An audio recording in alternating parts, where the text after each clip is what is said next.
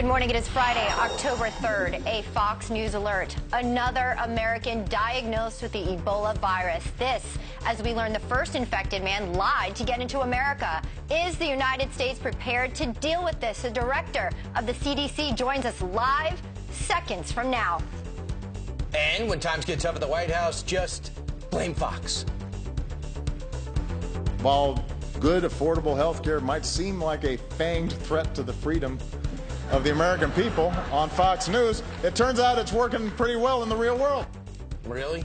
But is that strategy working with the American people? Meanwhile, from Oscar-winning actor to motivational speaker? You know at the end of the day when you lie your head on your pillow. I knew it. I knew it. Because I made that. That's great. The story behind that inspirational pep talk from a big movie star. Thanks very much for joining us. You're watching Fox and Friends live from New York City.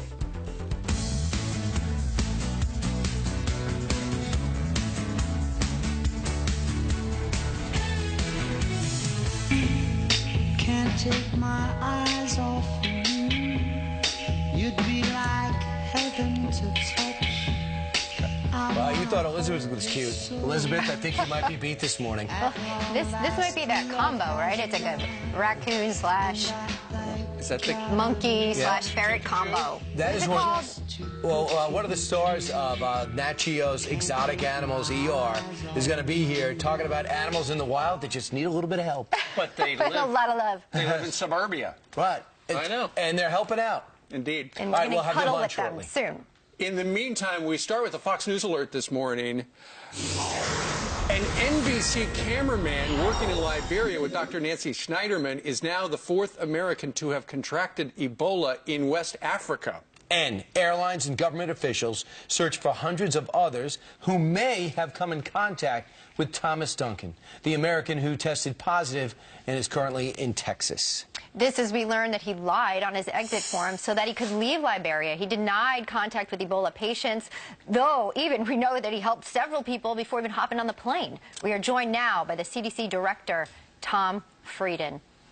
Good morning. Good morning. Doctor. It's great to have you here. You know, obviously concerns are being raised time and time again. Every second we seem to find out that another protocol wasn't followed when it comes to Ebola. Let me just start with this. We're learning as well that the officers in Texas actually went into the apartment of the first individual who had contacted Ebola to do some cleanup. They were ordered to do so. Would you have sent those police officers there into this apartment that was supposed to be quarantined? You know, the apartment is a complicated issue because it is soiled, so they're cleaning it with bleach, and they need to remove the waste safely. This is an issue that's taken longer than we all would have wished to resolve, but I'm confident it will get resolved today. Should officers be going in there to get papers signed, though, if they are not indeed from In the a Department of hazmat Health? suit. Yeah, I mean, in full protection? Is that protocol? You don't need a hazmat suit to go into an apartment. The way Ebola spreads is by direct contact with someone who's sick with Ebola or their body fluids. Right. Okay. Doctor, a couple of days ago you joined us because people were very concerned. One of the things we asked you about was about the screening process, where people are getting on airplanes, and you depicted how we've got people in the West African countries and they're being scanned for their temperature. Well, maybe it's time now to think about a travel ban because, as we've learned from Mr. Duncan, if you're sick, you can get in this country simply by lying on the declaration form. That's what he did. Well, he wasn't sick. He was exposed, and his temperature was 97.3 when he left Monrovia. He didn't expose anyone on the travel. Right. He got But sick he 4 or 5 days after he got here. He did lie on the form because one of the questions is, have you been in contact? Have you actually touched the body of anybody with Ebola? And as the New York Times is told, Right. and as you know, he did just that. He lied, and had he not lied, I would imagine he would not have been allowed in. Sir, how many more people will have to come in here and not fully disclose who they've been in contact with before these travel restrictions are put in place? How much longer will this nation have to wait to be fully protected at the border when it comes to this disease? Well, you know, I wish we could get to zero risk by sealing off the border, but we can't. The only way we're going to get to zero risk in this country is by controlling it in Africa. Until that happens, Americans may come back with Ebola. Other people who have a right to return or a visa to enter may come back. People will go to third countries and come from there. So sealing them off, first off, won't work. Second off, it will backfire. This because gentleman if we would not can't have get come help here, in though. there, if we can't get help in there, then we're not going to be able to stop the outbreak, and ultimately we will end up at higher risk, not lower risk. I know you're in a tough position, but the problem is if you're going to count on people to be candid, and thousands here can be risked, if someone chooses to lie, I think we're in trouble. We had another doctor come forward and say he really believes the CDC is asleep at the switch. Listen. It says we're screening at airports. There's no thermal screening. They didn't ask where I'd been. They didn't ask if I'd been sick, nor any other arriving patients in the international concourse. They asked if I had tobacco or alcohol. That is it. The CDC is asleep at the wheel. With 10,000 people leaving West Africa a day, we need to be thermal scanning and be on our toes and tell doctors to be ready for it. Not that it's a rare chances of it happening. So he wanted a hazmat suit, and he wanted to underline the problems. What's your reaction? We are doing very good temperature screening where it's going to be most efficient. That is where they have a few hundred people leaving each day. We're using approved devices, trained staff, checking every person who's leaving each of the 3 countries to see if they have a fever. To screen people here, instead of a few hundred, it would be a few 100,000. It would be inaccurate. And this is the way that we think we're going to be most effective at keeping people who are having a fever from getting on planes.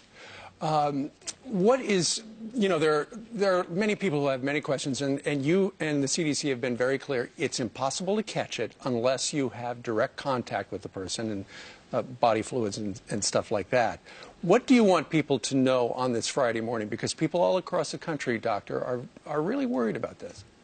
I understand. This is a scary disease because it has such a severe course. It can be fatal in such a high proportion of cases. What we're doing now in Texas is stopping it in its tracks. We're making sure that we identify everyone who may have had contact with the patient, monitoring each and every one of them for 21 days, and the moment they show any symptoms that could be Ebola, testing them, isolating them, and making sure it doesn't spread further, breaking the chains of transmission. We can do that. I have no doubt in my mind we will stop it here from spreading widely. But ultimately, we're only going to be completely safe if we stop it in Africa. Absolutely. Just one other question for you about the Ebola virus.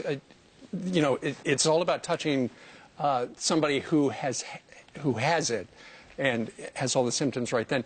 But doesn't the Ebola virus, doesn't it live on surfaces? I read a report this morning that it can be alive for up to 6 days in the perfect circumstance. You know, generally, it's not a very hardy virus. So it's easily killed by soap and water, by hand sanitizer, by bleach, and it doesn't last long in most circumstances. You can always come up with a scenario where, well, what if this happened and what if this happened? But that's kind of the slippery slope to zero risk. The fact is it doesn't last long in the environment. What is the latest, sir, on the individual in Hawaii?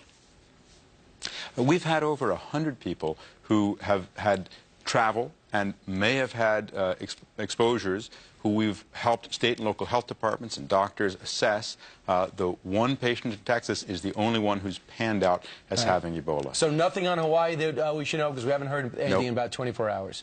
No concern for Ebola there. All right, so no thumbs up or thumbs down, or we just don't know? Are we within that No 21-day period where we could know in 18 days from now that is not the case there as it regards the individual we're speaking about? Are you talking about Hawaii or Texas? Hawaii. No Ebola in Hawaii.